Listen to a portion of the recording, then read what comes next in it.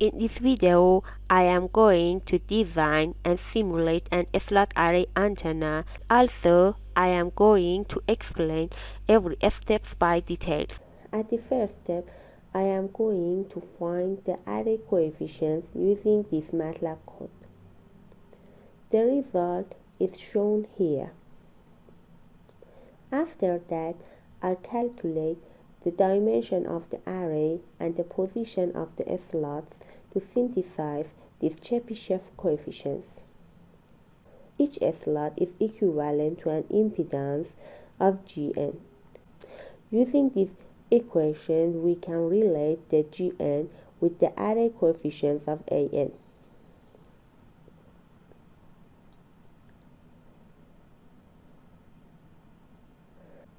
The distance between the slots is equal to half of the lambda g, where lambda g is the wavelength inside the waveguide. The distance of each slot from the center line of the waveguide is shown with xn, and we are going to calculate them. To have resonance feature, the length of each slot should be equal to half of the lambda 0. Another important dimension is the distance of the last slot from the waveguide termination. I am going to explain how to find it by details. For 10 GHz, I choose WR90 as waveguide. Lambda 0 is equal to 3 cm. And as we know, the velocity of the wave inside the waveguide is slower than free space. For dominant mode of TE10, it can be found using this equation. Gn is related to xn with this equation. I found xn with this MATLAB code. To find the distance of the last slot from the waveguide termination, suppose to have a forward wave from the position of the last slot, and this wave should have the same phase with the backward wave reflected from the termination. So, their phase difference should be 2np. The forward and backward wave have p degrees phase difference since they are different directions. So, phase difference due to wave motion should be equal to p, which results in d to be equal to a quarter of lambda g. The next step is to implement and simulate the design structure using CST. For this purpose, I use microwave and RF template. Then I select antenna. In this page, I select waveguide workflow. I use time domain solver. I change dimensions unit to the centimeter. I specify frequency range and output result in this page.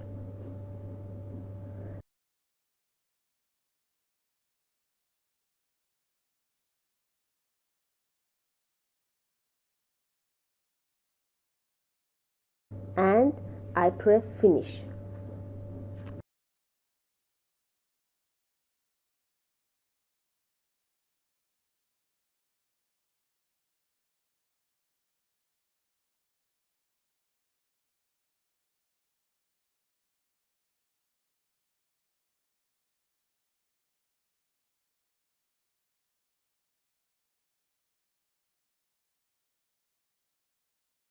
Now I define all of the parameters calculated in previous step in the parameter list section. L0 is lambda 0, Lg is lambda g, W is the width of the slots, and since it should be small in respect to the lambda, I consider it equal to lambda divided by 40.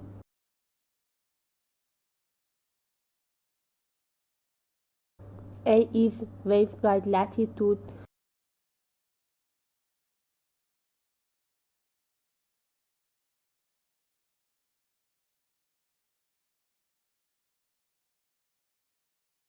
B is waveguide longitude, and I define its ends too.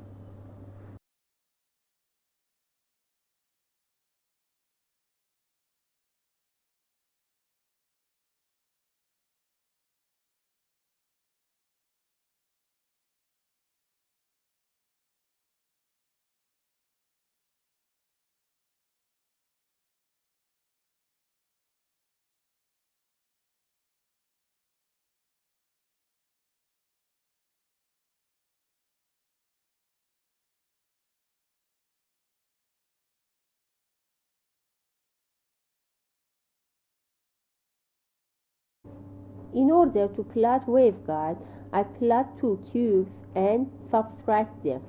Now from modeling header, I select cubic shape. In the open page, I define the waveguide dimensions. T is considered as the waveguide wall's thickness.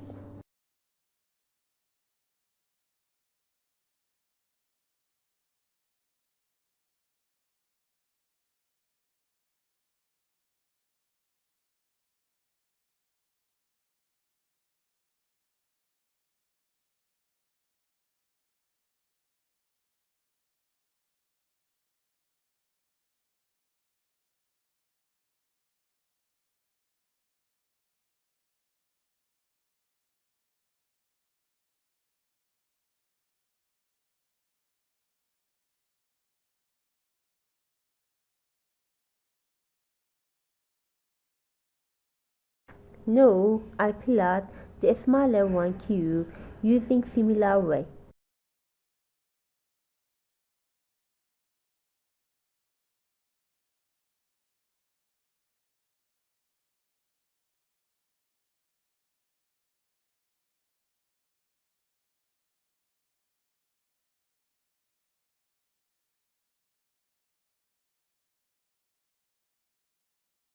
To subtract these two cubes, I click on the larger one, then I select Subtract from Boolean menu, and then I click on the smaller one and I press Enter to finish the procedure. In the next step, I plot an slot and I transform it to place in the right position.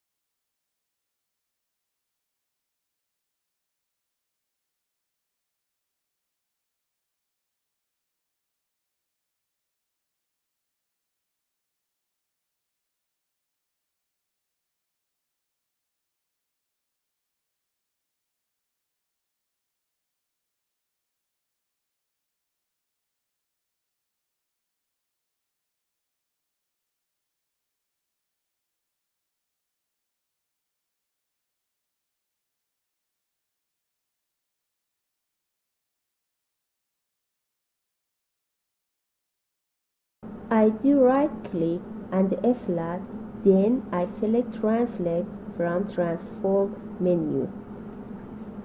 I click on Copy option in the Translate page and I define the right vector to place the slots in the right position.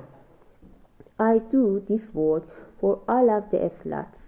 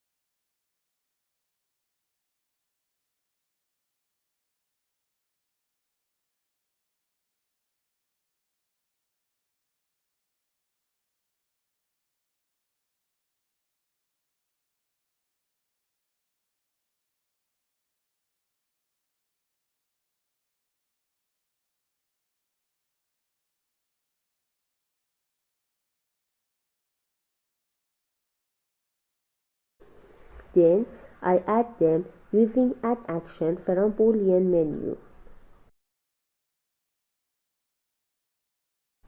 I subtract the slots from the waveguide. Now the drawing of our antenna is finished. In the next step, I should define an excitation for our structure. For this purpose, I select peaks from modeling header. Then I select peak face. And I specify the input of our antenna. Then from simulation header, I choose waveguide port. I press OK to finish this procedure. Now I run the time domain to finish the simulation.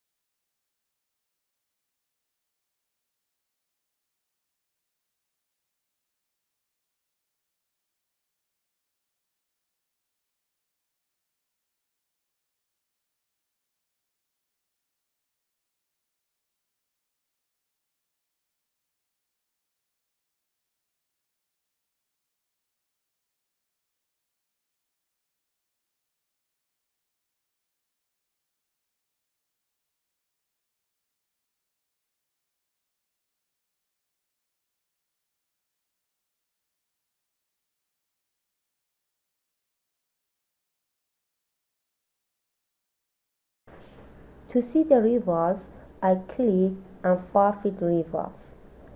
In top header, we can see Far-Field results in 1D, 2D, and 3D formats. Also, we can see the S11 from S parameter in the navigation tree. I hope you to like this video. Please subscribe me for more. Thank you.